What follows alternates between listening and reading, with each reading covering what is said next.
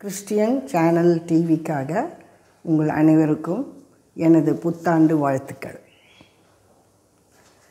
Friends, உங்கள்கிட்ட நான் வந்து விஷயங்கள்லாம் சொல்ல போகிறேன். என்னை பற்றி தான். ஓகேவா? பேசலாமா? நம்ம ரெண்டு பேருமே எல்லாரும் நீங்கள் என்னை பார்க்குறீங்கள, நான் என்னென்ன சொல்ல போகிறேன்னு கேளுங்க. ஓகேவா?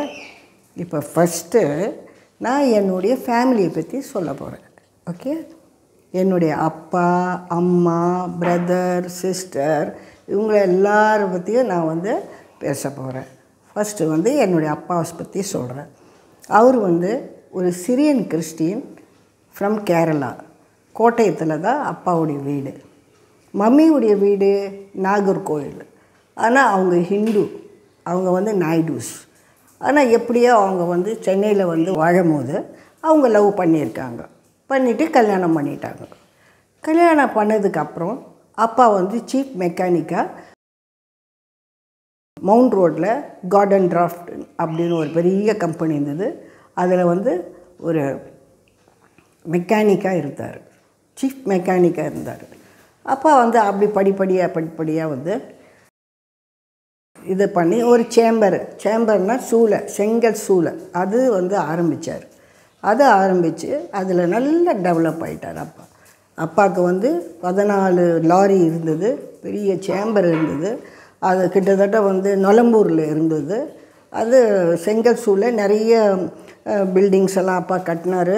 ஜெமினி கணேசன் வீடு வந்து கட்டினார், ஜெமினி கணேசன் ஹாஸ்பிட்டல் கட்டினார், மனோரமா வீடு கட்டினார், கற்பகம் ஸ்டுடியோ கட்டினார், அப்புறம் வந்து நிறைய கட்டினார். ஸோ ஆனால் நான் வந்து அந்த டைமில் வந்து எங்கேன்னா ஃபஸ்ட்டு வந்து பொஷுவாக்கத்தில் ஒரு ஸ்கூலில் படிச்சுட்டு இருந்தேன். அப்போ படிச்சுன்னு இருக்கும்போது அங்கே என்னுடைய பிரதர் வந்து அங்கே ஒரு ஸ்கூலில் சென்ட் ஜார்ஜ் ஸ்கூலில் படிச்சுட்டு இருந்தார். ஆனால் நடுவில் என்னுடைய பிரதர் வந்து அதாவது 3வது பிரதர், 2 பிரதர் வந்து பிறந்து அவங்க வந்து கொஞ்ச நாள் இருந்தாங்க. நான் பிறக்கிறதுக்கு முன்னாடியே அவங்க இறந்துட்டாங்க. இந்த பிரதர் வந்து அவருக்கு 13 வயசு இருக்கும்போது எனக்கு வந்து 7 வயசு இருந்தது. அப்போ வந்து சென்ட் ஜார்ஜில் படிச்சுட்டு இருந்தார். அப்போ அவருக்கு வந்து மஞ்சக்காமால் வந்து அந்த வியாதியில் அவர் இறந்துட்டார். ஸோ அதனால எனக்கு வந்து ரொம்ப என்னுடைய அண்ணன் போனது நான் ரொம்ப வந்து அப்செட் ஆகிட்டேன் நான். ஸோ எனக்கு அதுக்கப்புறம் வந்து படிக்கிறதுக்கெல்லாம் அவ்வளோ இன்ட்ரெஸ்ட்டு வரல. ஸோ எங்கள் அப்பா டேடி என்ன பண்ணாருன்னா, நீ அந்த ஸ்கூலுக்கு அம்ஜிக்கரையிலேருந்து போகிறது கஷ்டமாக, அதனால் நீ வந்து good shepherd Nungambakkam good shepherd கான்வென்ட்டில் சேர்த்துறேன் நான் அப்படின்ட்டு அங்கே சேர்த்துறேன். அங்கே வந்து 8th ஸ்டாண்டர்ட் வரைக்கும் படித்தேன். ஆனாலும் அதுக்கு மேலே என்னால் படிக்க முடியல. ஏன்னா எனக்கு இன்ட்ரெஸ்ட்டே இல்லை. படிப்புன்னா அவ்வளோ கசப்பாக இருக்கும். டியூஷனுக்கு மாஸ்டர் வந்தாருன்னா கட் அடிச்சிடுவேன் நான். அதனால் இப்படியே இருக்கும்போது அப்பா கேட்டார், நீ படிக்கிறதே இல்லையே, நீ என்ன தான் செய்ய போகிற உன் லைஃப்பில்? இல்லைப்பா, எனக்கு வந்து டான்ஸ் கற்றுக்கணுன்னு ஆசையாக இருக்குது, எனக்கு டான்ஸை சொல்லிக் கொடுங்க. அது எனக்கு ஸ்கூல் வேணான்னு தோணுது. அது மட்டும் இல்லை, அண்ணனை இல்லாதனால எனக்கு ரொம்ப மனம் உடஞ்சி போயிருக்குதுப்பா, எனக்கு வேண்டாம். சொல்லிட்டு அப்பா சொன்னார், சரி அது உன் இஷ்டம், உனக்கு என்ன எப்படி வேணும் டான்ஸு, எப்படி கற்றுக்க போகிறேன்? இல்லைப்பா, எனக்கு நல்ல மாஸ்டர்ஸ் எல்லாம் இருப்பாங்கல்ல, அவங்களெல்லாம் வச்சு எனக்கு சொல்லி கொடுங்க, நான் பக்காவாக டான்ஸ் கற்றுக்கிட்டு அதில் பெரிய ஆளாக நான் ஆகிறதுக்கு பார்க்குறேன். உடனே என் டேடி சொன்னார், சரி ஃபஸ்ட்டு வந்து உனக்கு வந்து கோபி கிருஷ்ணா ஃப்ரம் பாம்பே, அவர் பெரிய மாஸ்டர், அவர் கத்தக்கில் அந்த மாஸ்டர் ஃபிக்ஸ் பண்ணி எனக்கு கொடுத்தாரு. அவர்கிட்ட டான்ஸ் கற்றுக்கிட்டு இருந்தேன் கொஞ்ச நாளில். அதுக்கப்புறம் ஹீராலால்னு ஒரு மாஸ்டர் வச்சுருந்தார், அவர்கிட்டயே நான் கற்றுட்டு வந்தேன். அதுக்கப்புறம் பரதநாட்டியத்துக்கு வந்து லக்ஷ்மி நாராயணன் அப்படின்னு ஒரு மாஸ்டர்கிட்ட கற்றுக்கிட்டேன். இப்படி கற்றுக்கிட்டே வந்தேன். நிறைய ப்ரோக்ராம்ஸு, அப்போ ஸ்டேஜ் ப்ரோக்ராம்ஸு நிறைய பண்ணிக்கிட்டு இருந்தேன் நான். வெறும் ராதிகா தான். அப்போ வந்து என் பேர் வந்து வெறும் ராதிகா, MAB ராதிகா அப்படி இருந்தேன் நான். நெக்ஸ்ட்டு என்ன சொல்லணுன்னா, நான் வந்து எப்படி ஆண்டருக்குள்ளே வந்தேன் அப்படின்னு இப்போ சொல்ல போகிறேன். ஆனால் அதுக்கு முன்னாடி எங்கள் டேடி என்னை எப்படி வளர்த்தாருன்னா, ரோமன் கேத்தலிக்கு நான் வந்து ஆண்டவர் எனக்கு தெரியாது. அப்போது இன்னும் மாதா மட்டும்தான் தெரியும். காலையில் ஆனால் சர்ச்சுக்கு போவோம், சண்டே சர்ச்சுக்கு போவோம், சண்டே நன்மை எடுப்போம். அப்படி தான் என்னுடைய இது. மம்மியும் நல்ல பக்தியாக இருப்பாங்க, அப்பாவும் நல்ல சிரியன் கிறிஸ்டினாக இருக்கனால அப்பாவும் நல்ல பக்தியாக இருப்பார். இப்படியே இருக்கும்போது நான் வந்து நிறைய இந்த மாதிரி சர்ச்சஸ்க்கு வருவேன். இது தான் மை லைஃப் டைம். அப்புறம் ப்ளஸ் டான்ஸ் கற்றுக்குவேன். இதுதான் என்னுடைய வாழ்க்கையாக இருந்தது. பட் இருந்தாலும் நான் வந்து திடீர்னு இப்போ நான் ஒரு சினிமா ஆர்டிஸ்ட்டுன்னு இப்போ உங்களுக்கு சொல்லணும் இல்லையா, நான் எப்படி சினிமாக்குள்ளே வந்தேன். நான் வந்து நிறைய வந்து டான்ஸ் ப்ரோக்ராம்ஸ் எல்லாம் பண்ணிகிட்டு இருக்கும்போது ஒரு நாள் கேஎஸ் கோபாலகிருஷ்ணன் டைரக்டர், பெரிய டைரக்டர், அவர் வந்து என்னுடைய ஆல்பம்மை பார்த்துருக்காரு. பார்த்துட்டு இந்த பொண்ணு ரொம்ப நல்லா இருக்கேன், இந்த பொண்ணை கொஞ்சம் வர சொல்லுங்கள் அப்படின்னோடனே எனக்கு வந்து கால் வந்தது. நான் போனேன், டைரக்டரை பார்த்தேன். அவர் வந்து கேட்டார், என்னம்மா என் ஆல்பம்லாம் பார்த்துட்டு சூப்பராக இருக்கிற, நீ நல்லா ஆக்ட் பண்ணுவியானா? ஓ சூப்பராக பண்ணுவேன் சார்.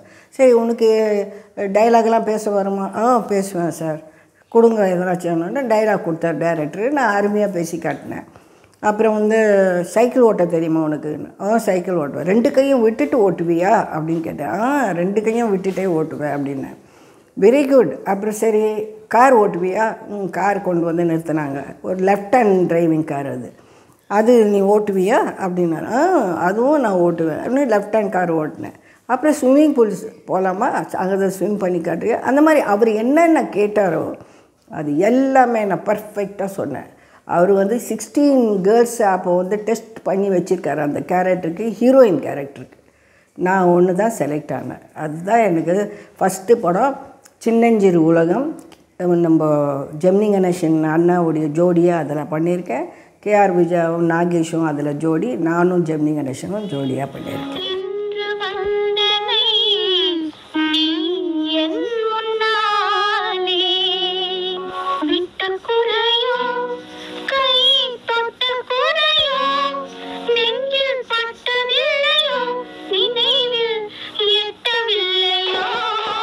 இன்னொன்று விஷயம் நீங்கள் தெரிஞ்சுக்கணும் என்னென்னா, நான் வந்து என்னுடைய ஃபஸ்ட்டு படம் வந்து சொன்னேன்ல, ஜெமினி கணேசனோடலாம் பண்ணேன், கேஆர் விஜயாவோடலாம் பண்ணேன். அதுதான் நான் ஃபஸ்ட்டு பயந்துடுவேன். சம்டைம்ஸ் கூட அழுவேன் நான். ஐயோயோ என்னடா அது, இவ்வளோ பெரிய சீனியர் கூட என்னை விட்டாங்களே, புது முகம்.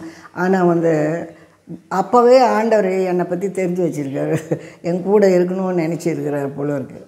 எனக்கு கூட இருந்த எல்லா ஆர்டிஸ்ட்டும், நாகேஷ், ஜெமினி கணேசன், கேஆர் விஜயா, விகேஆர் எல்லாருமே வந்து எனக்கு நல்லா சொல்லி கொடுத்து கோஆப்ரேட் பண்ணி, நீங்கள் அந்த படத்தை நீங்கள் பார்த்தீங்கன்னா கூட கூகுளில் கூட இப்போ போயிட்டு நீங்கள் மேஜிக் ராதிகான்னு போட்டிங்கன்னா நான் வருவேன். அந்த படத்தை பாருங்கள், புது முகம் மாதிரியே இருக்காது, அவ்வளோ நல்லா சூப்பராக பண்ணியிருக்கேன். ஸோ எனக்கு இதுதான் ஃபஸ்ட்டு ட்ராவல் சினிமாவில். இதுக்கு அப்புறம் வந்து நிறைய படங்கள் பண்ணேன். இந்த எம்ஜிஆர் அண்ணா கூட பண்ணியிருக்கேன். அப்புறம் வந்து ஜெய்சங்கர், முத்துராமன், அப்புறம் எம்ஜிஆர் எல்லாரோடமே பண்ணியிருக்கேன். 85 ஃபிலிம்ஸ் ஆக்ட் பண்ணியிருக்கேன்.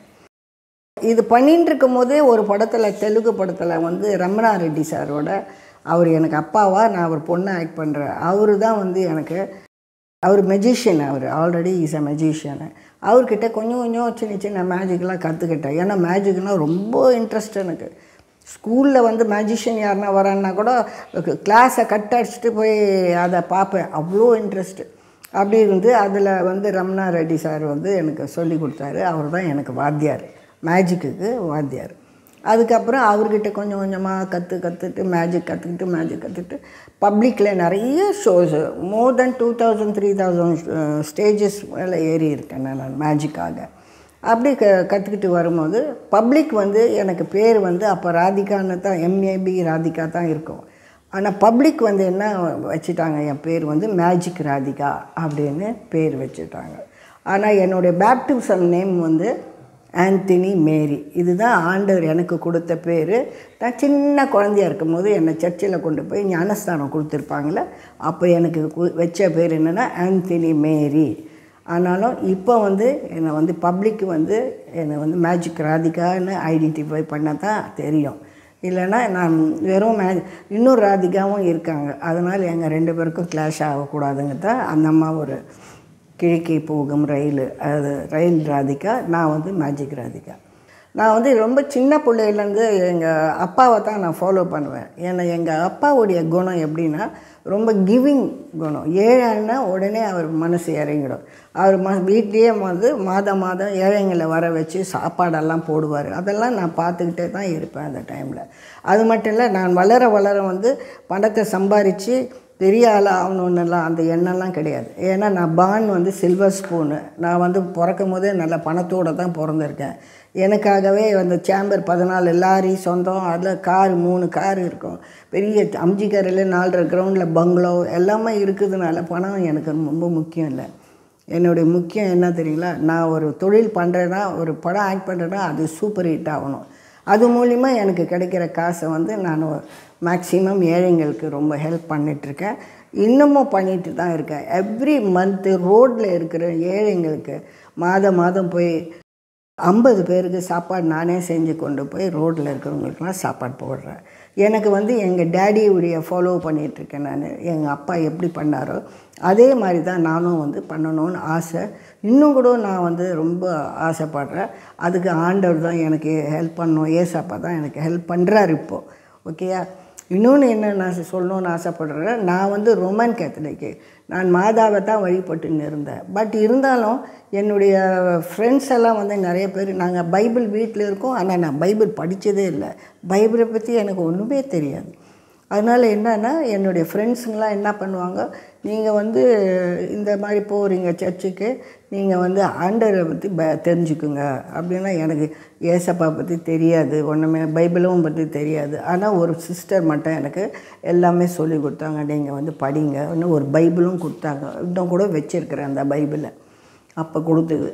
அதில் வந்து நான் வந்து என்ன பண்ணேன்னா, ஒரு நாள் என்னடா இந்த பைபிளை கொடுத்துட்டாங்களே, நம்ம ஒரு நாள் கூட இந்த பைபிளை தொட்டதே இல்லையே, இன்றைக்கி என்ன தான் நம்ம பார்க்கணும் அப்படின்னு சொல்லிட்டு பைபிள் ஒரு நாள் எடுத்தேன்.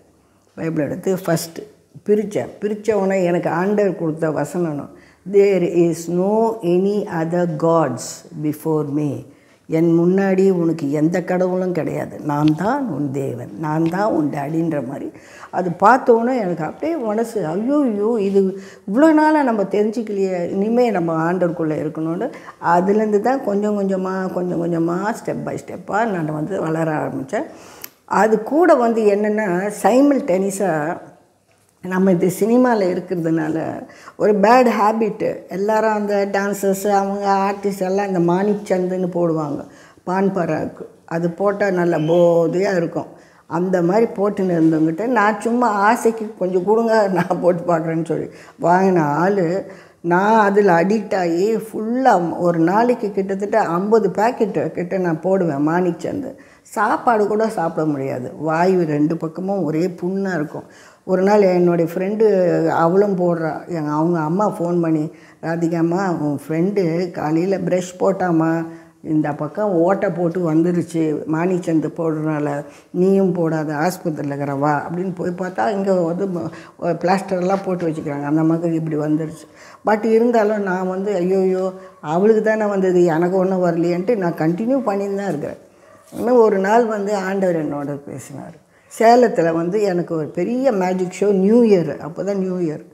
அப்போ நான் வந்து போயிட்டு பாக்கெட்லேருந்து ஒரு மாணிச்சந்து எடுத்து, ஆண்டவரே இனிமே இந்த மாணிச்சந்து இந்த போதைப்பாக்கு நான் தொடவே கூடாது, உங்களை நான் நம்பியிருக்கேன், இன்னிலேருந்து இந்த பழக்கத்தை நான் விட்டுற போகிறேன், இன்னிலேருந்து உங்களுக்காகத்தான் நான் ஓட போகிறேன், உங்களுக்காக நான் சேவை செய்ய போகிறேன், அதுக்கு நீங்கள் எனக்கு ஆசீர்வாதம் பண்ணுங்க ஆண்டவரேன்னு சொல்லிவிட்டு தலையை நல்லா சுற்றிட்டு அதை தூரம் போட்டுட்டேன்.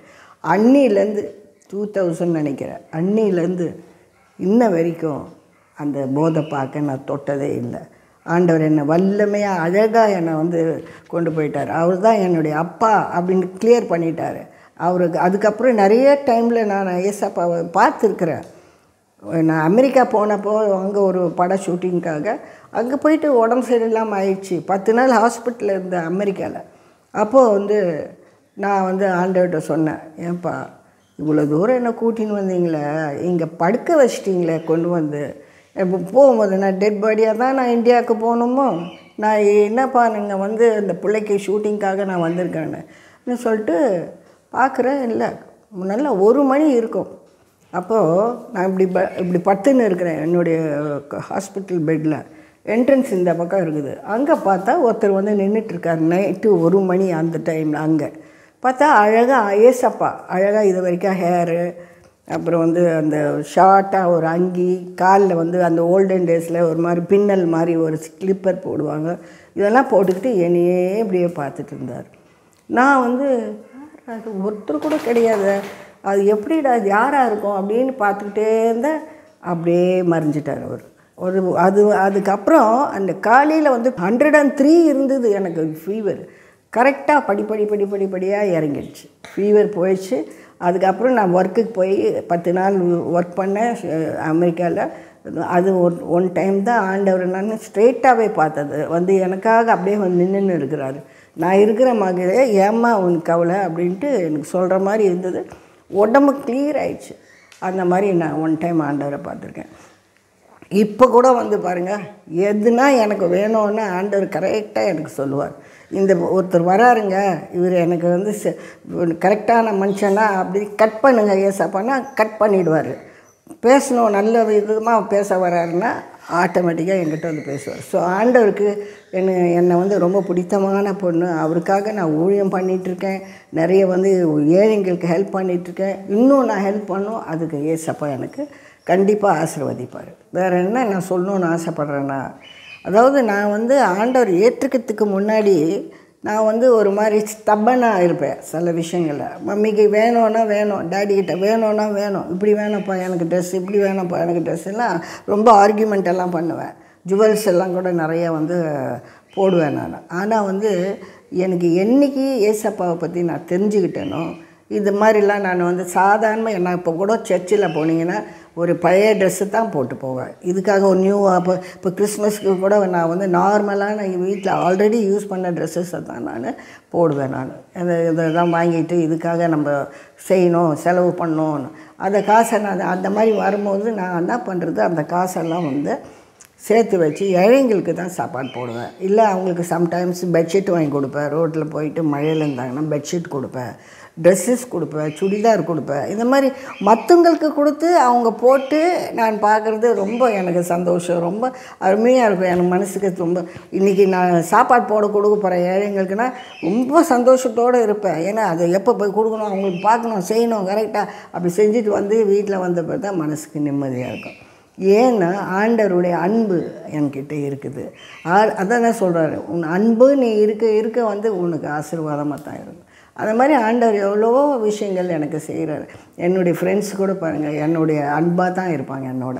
நான் எப்போவுமே முன்ன மாதிரி டென்ஷனே எனக்கு எதுவும் ஆகாது. இப்போ வந்து ஆண்டவர் என்ன பண்ணுறாருன்னா, எதுனா ஒரு பெரிய காரியம், இப்போ நான் ஒரு படம் டைரக்ஷன் பண்ணணுன்னு சொல்லியிருக்காரு. நான் பண்ண போகிறேன் ஒரு படம் சூப்பராக. நான் ஸ்டோரியெல்லாம் எழுதி வச்சுருக்கேன். அது ஒரு படம், அந்த டிடெக்டிவ் சப்ஜெக்டு, அது எடுக்கணும்னு பார்க்குறேன். இன்னொரு படம் ஒன்று எழுதி வச்சுருக்கேன்னா, நம்ம பைபிளில் வந்து நம்ம யோபு அப்படின்னு ஒரு சப்ஜெக்ட் இருக்குது இல்லையா, அதை வந்து இப்போ ப்ரெசண்ட்டாக ஒரு யோபு இருக்கிறாருன்னா அவர் எப்படி இருப்பார், அது என்னுடைய கற்பனையில் லேட்டஸ்ட்டாக வந்து கிராஃபிக்ஸ் அது இதெல்லாம் செஞ்சு பண்ணி அதை எடுக்கணுன்ட்டு பிளான் பண்ணிகிட்ருக்கேன். ஆனால் அதுக்கு வந்து ஆண்டர்கிட்ட என்ன சொல்லியிருக்கிறேன், ஏசப்பா நீங்கள் தான் ப்ரொடியூசராக எனக்கு வரணும். ஏன்னா அந்த படம் பெரிய அளவில் பட்ஜெட்டு, அது நீங்கள் வந்து நீங்கள் கொடுத்தா தான் நான் செய்ய முடியும். ஏன்னா ஏசப்பா ஆல்ரெடி கொடுத்து 2 ஆல்பம் சாங்ஸு நான் போட்டிருக்கேன், சிடிஸு. ஏசப்பா என் கூட இருந்தார். அப்போ நான் ஃபுல்லாக ஆண்டருக்காக பண்ணியிருக்கேன். ஆண்டவருடைய காரியம் பண்ணணுன்னா உடனே எனக்கு அது ஒரு இன்ட்ரெஸ்ட் வந்துடும். ஏசப்பாக்கு நம்ம ஏதாச்சும் செய்யணும், அவர் தான் நமக்கு அப்பா, நமக்கு டேடி, எல்லாமே அவருக்கு தான். இப்போ கூட நான் என் சர்ச்சுக்கு நிறைய விதத்தில் நான் வந்து ஹெல்ப் பண்ணிகிட்ருக்கேன். நான் சொல்லக்கூடாது என்ன பண்ணுறேன்னு, அதை நான் ஏசப்பாக்காக எல்லாம் செய்வேன். நான் என்னுடைய கேரக்டரே வந்து டிஃப்ரெண்ட்டாக தான் இப்போ வச்சுருக்காரு ஆண்டவர். அப்புறம் ஃப்ரெண்ட்ஸ், இன்னொரு விஷயம் சொல்லணுன்னு ஆசைப்பட்றேன். என்னென்னா, அது இப்போ என்னுடைய மேரேஜ் பற்றி நான் சொல்லணும். நான் வந்து எனக்கு 5 பேர் இல்லை, நான் தான் 5ஆவது பொண்ணு. எங்கள் அக்கா வந்து கல்யாணம் பண்ணின்னு போயிட்டாங்க. நடுவில் இருந்த 3 அண்ணாவும் இந்த உலகத்தை விட்டே போயிட்டாங்க. அப்போ எனக்கு வந்து யாரும் கிடையாது. நான் அலோனாக இருக்கிறேன். இன்னும் அலோனாக தான் இருக்கிறேன் நான். ஓகேவா? அதுக்கப்புறம் நான் என்ன பண்ணேன்னா, ஜெய்சங்கருடைய ட்ராமாவில் வந்து 100 ட்ராமா நான் வந்து ஆக்ட் பண்ணி கொடுத்தேன். தேவை ஒரு தங்கை அப்படின்னு டைட்டில் பேர். 100 ப்ளே நான் பண்ணிகிட்ருக்கேன். அப்போ வந்து அதில் வந்து மியூசிக் வாசிக்கிறதுக்கு கீழே ஸ்டேஜுக்கு கீழே ஃபுட்டில் வந்து கிட்டார் வாசிப்பார். அவர் வந்து இஸ் எ பிராமன். அவரை வந்து எனக்கு ரொம்ப பிடிச்சது. அவருக்கும் என்னை ரொம்ப பிடிச்சி நாங்கள் 2 பேரும் கல்யாணம் பண்ணிக்கிட்டோம். சர்ச்சில் தான் கல்யாணம் ஆச்சு எனக்கு. எந்த சர்ச்சுன்னா, நம்ம கீழ்பாக் ஃபேட்டிமா சர்ச். அங்கே தான் நான் வந்து முறைப்படி எனக்கு ஃப்ரெண்ட்ஸுங்கெல்லாம் சேர்ந்து எனக்கு கல்யாணம் பண்ணி வச்சாங்க. எனக்கு கல்யாணம் ஆகணுன்னு அந்த எங்களுக்குள்ளே லவ் வந்தப்போ நாங்கள் எங்களுக்கு ஃப்ரெண்ட்ஸு தான் வந்து ஹெல்ப் பண்ணாங்க.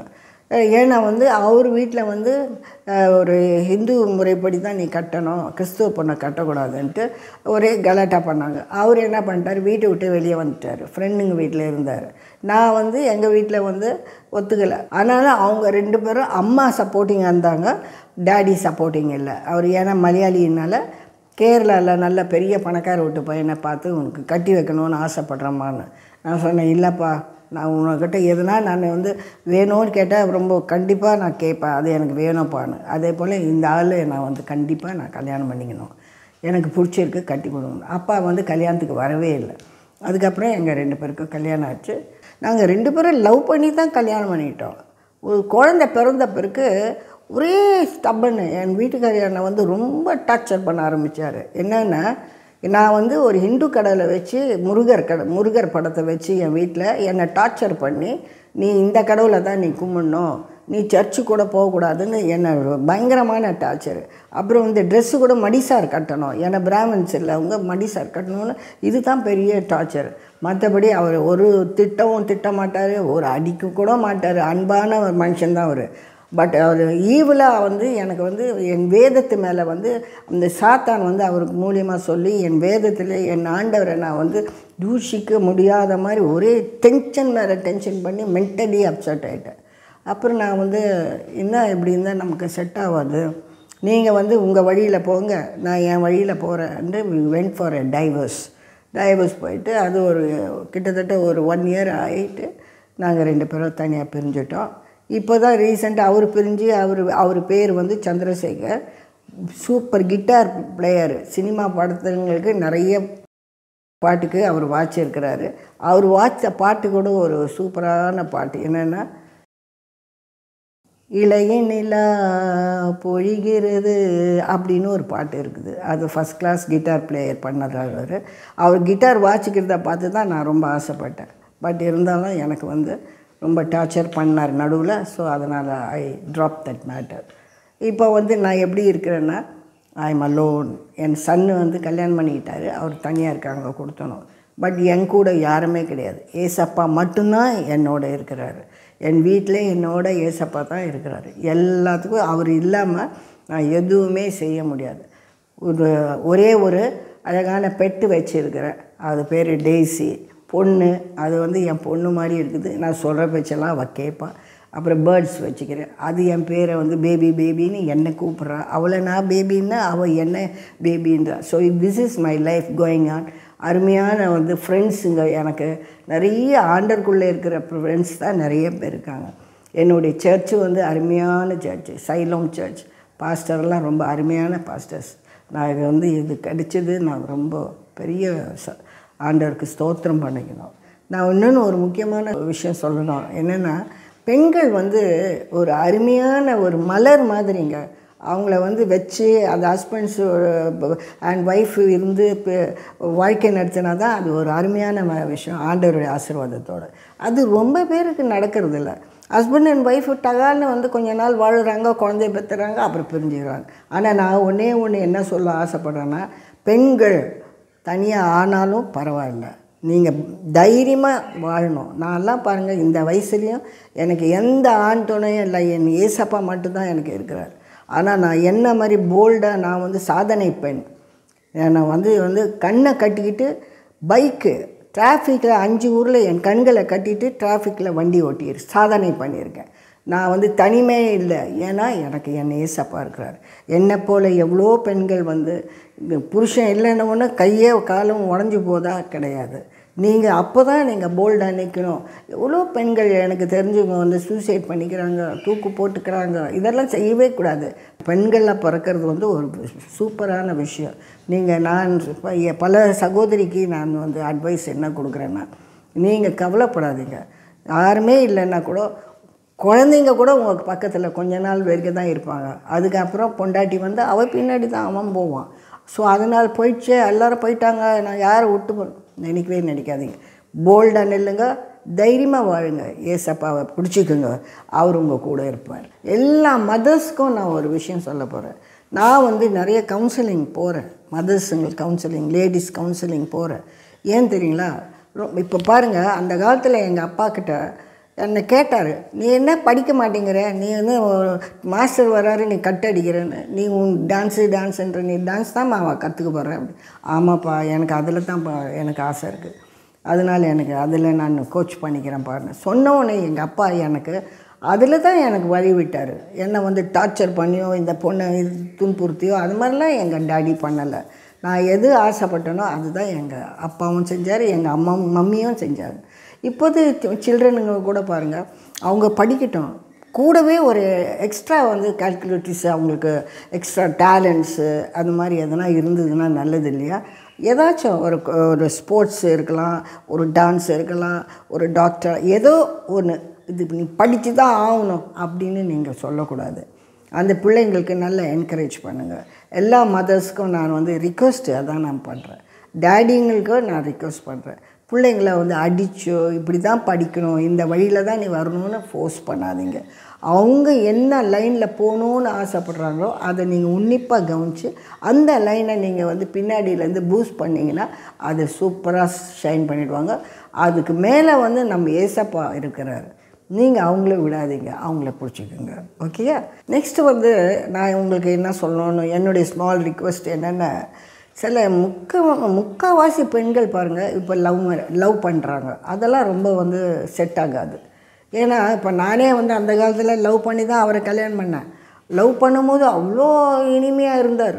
அதுக்கப்புறம் தான் என்னை டார்ச்சர் பண்ணார், நீ வந்து சர்ச்சுக்கு போகக்கூடாது, நீ ஆண்டவரை வந்து இது வர்ஷிப் பண்ணக்கூடாதுன்னு ரொம்ப டார்ச்சர் மேலே டார்ச்சர். அதனால் நம்ம வந்து என்ன மிஸ்டேக் பண்ணுறோம் நம்ம லேடிஸுன்னா, முதல்ல லவ் பண்ணால் நம்ம முதல்ல தாய் தகப்பனுக்கிட்ட போய் சொல்லணும், அப்பாப்பா இந்த மாதிரி நான் வந்து இவரை விரும்புகிறேன், நீங்கள் வந்து ஓகேயா பாருங்கள், இல்லைனா நீங்கள் வெரிஃபை பண்ணுங்கள் அப்படின்னு சொல்லி அந்த மாதிரி பண்ணலாம். ஏன்னா சில டைமில் வந்து சக்ஸஸ் ஆகிறதில்ல, சம்டைம்ஸ் நல்லா சக்ஸஸ் ஆகிடுது, சம்டைம்ஸு நமக்கு அது ஃபெயிலியர் ஆகுது. இது வராமல் பார்த்துக்கணும். ஏன்னா நாளைக்கு கல்யாணம் பண்ணிவிட்டு ஃபெயிலியர் ஆகிடுச்சுன்னா திருப்பி நீ ஒண்டி கட்டியாக வாழணும், அவர் போயிடுவார், நீங்கள் போயிடு, இந்த மாதிரியே இருக்கிறதுக்கு அது வந்து உனக்கு லைஃப் நல்லாவே இருக்காது. ஸோ இப்போ என்னவோ you love somebody, first you surrender. முதல்ல உனக்கு அதுக்கு முன்னாடி ஒன்று சொல்கிறேன், first you surrender this matter to Jesus. ஆண்டவர்கிட்ட சொல்லிட்டு அவர் என்ன சொல்கிறாரு, அவர் ஏன்னா இப்போ கூட நான் சொல்கிறேன் ஏசப்பாட்ட, ஏசப்பா என்னை யாருன்னா பார்க்க வராங்கன்னா அது உங்களுக்கு பிடிக்கலன்னா கட் பண்ணிவிடுங்க, வராத மாதிரி பண்ணிவிடுங்க ஆண்டவர்னு சொல்கிறேன். அது பிடிச்சிருந்தா வருவாங்க, பிடிக்கலன்னா கட் பண்ணிவிடுவார் ஏசப்பா, அது பண்ணுறாரு. அதே மாதிரி நீங்கள் வந்து நீங்கள் ஒரு லவ் பண்ணுறீங்க ஒரு பர்சனை வந்து, பாய் ஆர் கேர்ளு 2 பேரும் இருந்தாலும் பரவாயில்ல, முதல்ல ஏசப்பாக்கிட்ட சொல்லி அவருடைய பர்மிஷன் வாங்குங்க. அவர் கரெக்டாக உங்களை லீட் பண்ணுவார். லீட் பண்ணாருன்னா உங்களை அருமையான ஒரு சாய்ஸ் கொடுப்பாரு, நல்ல பார்ட்னர் கொடுப்பாரு. அதுவும் இந்த லிவிங் டுகெதர்னு இப்போ நிறைய நடக்குது, அதெல்லாம் வேஸ்ட்டு, கிரிமினலாக வேஸ்ட்டு. கொஞ்ச நாள் வாழ்வாங்க அப்புறம் போயிடுவாங்க. ஸோ இதுதான் நம்ம லைஃபு. ஸோ நம்ம வந்து எது பண்ணாலும் பேரண்ட்ஸ்கிட்ட சொல்லுங்கள், முதல்ல ஏசப்பா கிட்ட சொல்லுங்கள். ஏசப்பா இல்லைன்னா இன்றைக்கி எதுவுமே இல்லைம்மா.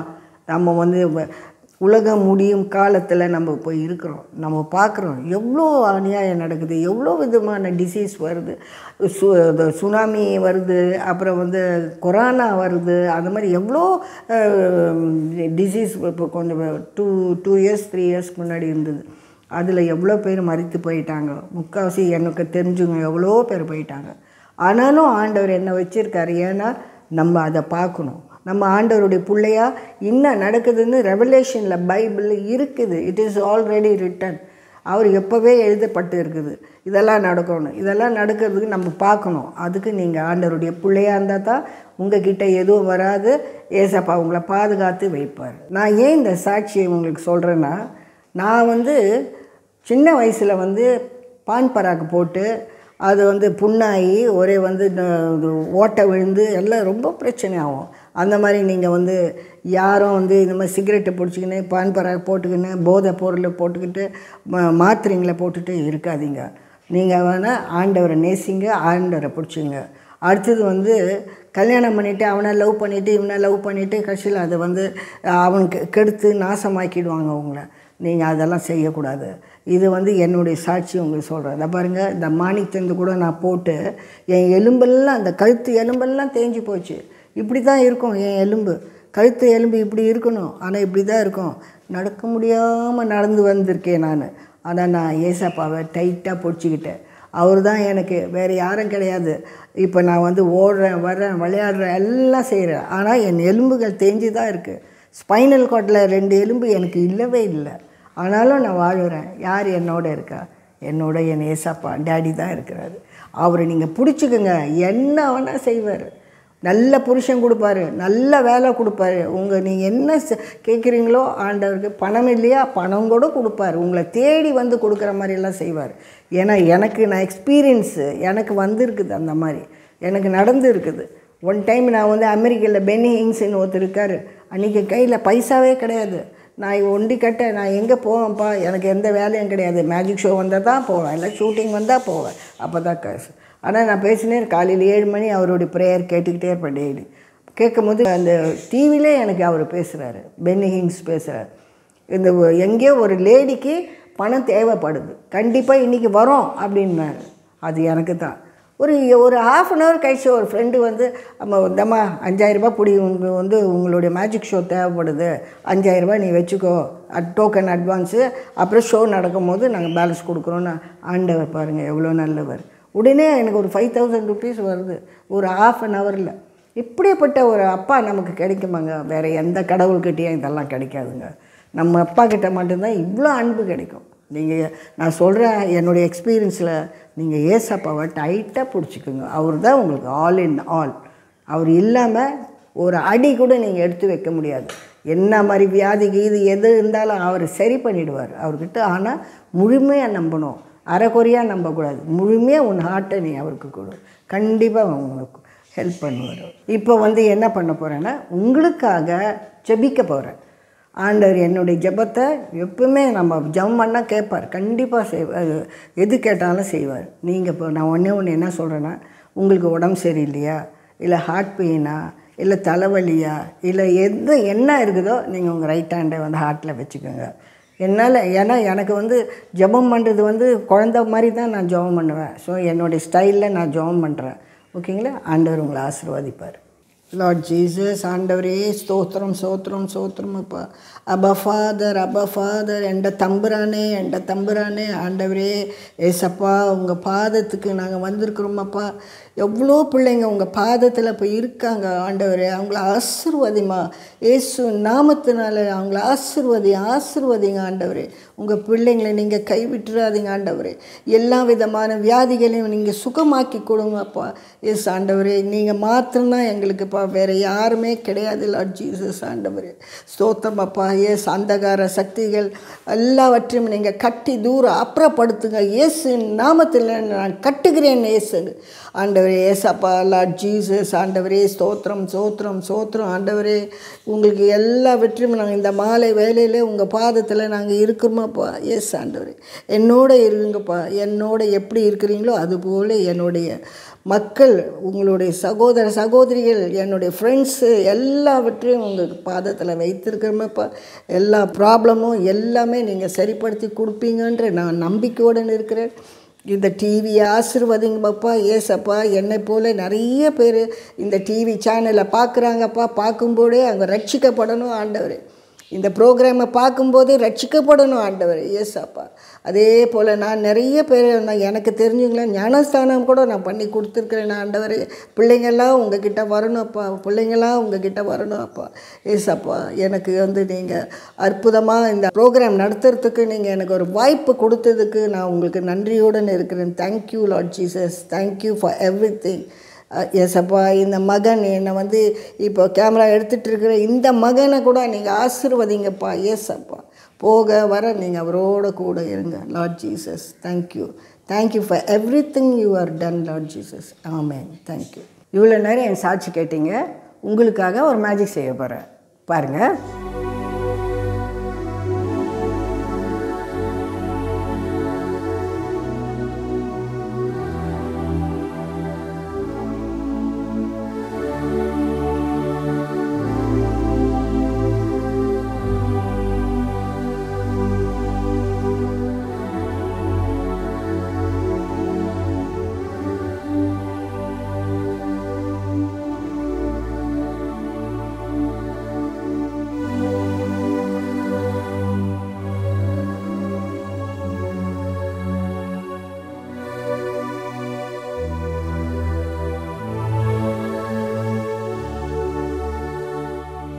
அன்பார்ந்த கிரைஸ்ட் காலிங் டிவி நேயர்களே, மேலும் இது போன்ற உங்களுடைய சாட்சிகளை எங்களுடைய சேனலில் கொடுக்க விருப்பமுள்ளவர்கள் எங்களை தொடர்பு கொள்ளுங்கள்.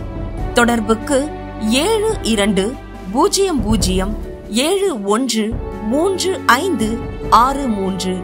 கர்த்தர் தாமே உங்களை ஆசீர்வதிப்பாராக. ஆமேன்.